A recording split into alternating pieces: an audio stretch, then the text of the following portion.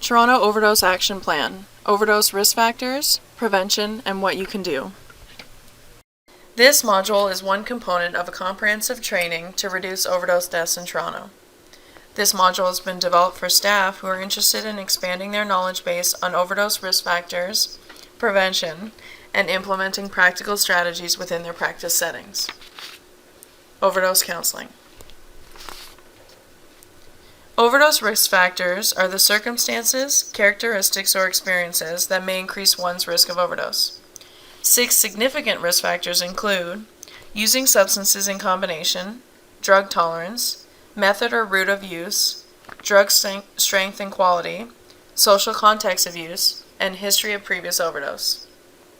It is essential for program staff to have knowledge on the factors which increase a client's risk of overdose. Using substances in combination can increase the overall effect of a substance. For example, overdose risk is heightened when heroin or prescription drugs are mixed with alcohol or benzodiazepines. Similarly, mixing stimulants and depressants, such as speedballing, with cocaine and heroin, does not lead to balancing out the effect of each substance, contrary to popular belief. Instead, there is an increased risk of overdose because the body now has to metabolize more than one substance. Tolerance is the body's ability to process a certain amount of a drug.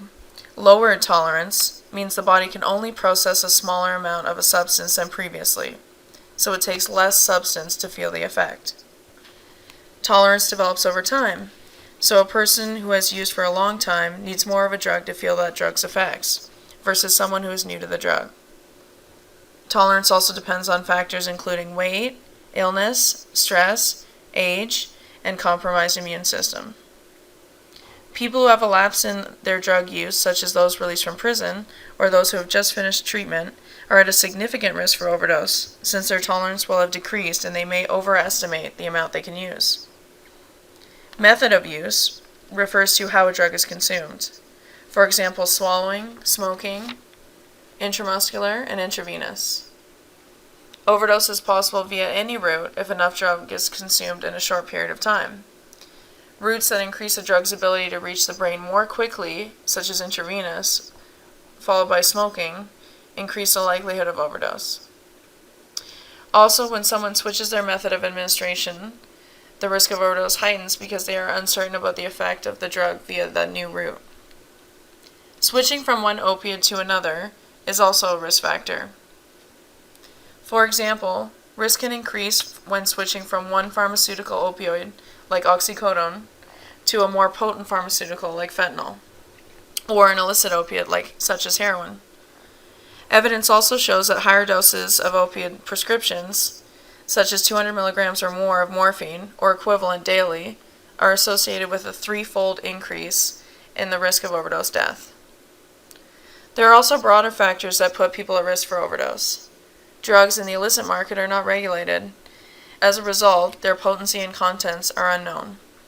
Many drugs are made with adulterants, contaminants, fillers, and even other drugs. A client may think they are purchasing one substance, but in fact be another.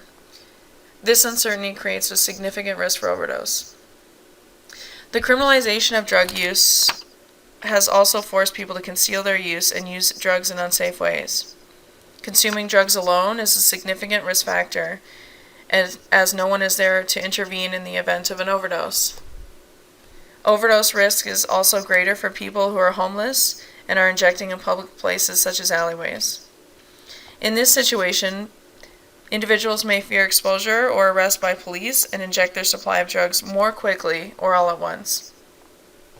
Many overdoses are not fatal, and people who experience serious health effects from a non-fatal overdose, such as brain injury and heart complications.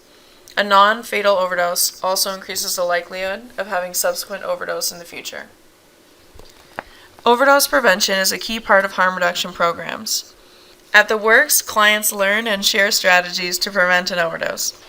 For example, we encourage clients to use one substance at a time, monitoring the effects between use and using less of each. In regards to tolerance, we counsel clients to assess their health status. We encourage clients to use smaller amounts compared to their norm. following a break in their use or when using a new substance. And to also consider the route of administration when using a new drug. For drug quality, we advise clients to vet their supply through trusted peers.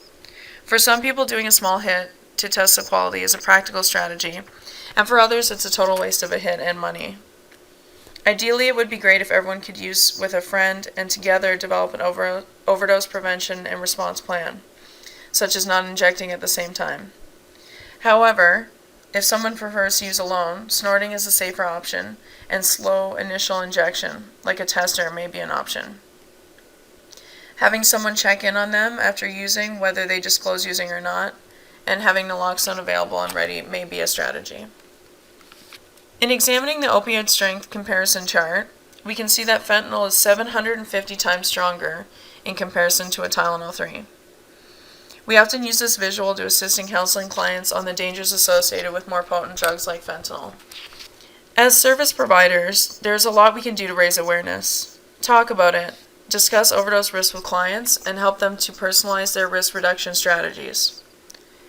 For example, if a client expresses that they use alone, probe further and ask them if there's anyone they trust nearby who can check in on them. Ask them about their experience with overdose in the past. Have they ever witnessed an overdose? Use their knowledge to further their preparedness and build prevention strategies, and talk about what they do if they see someone overdose.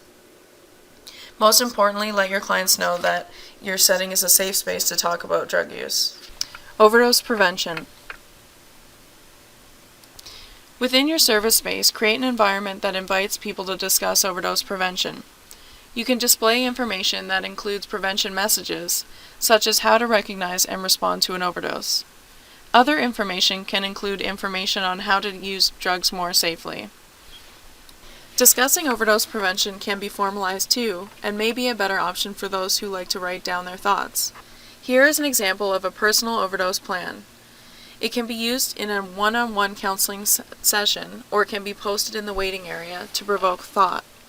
Contact us later if you would like a copy for your organization.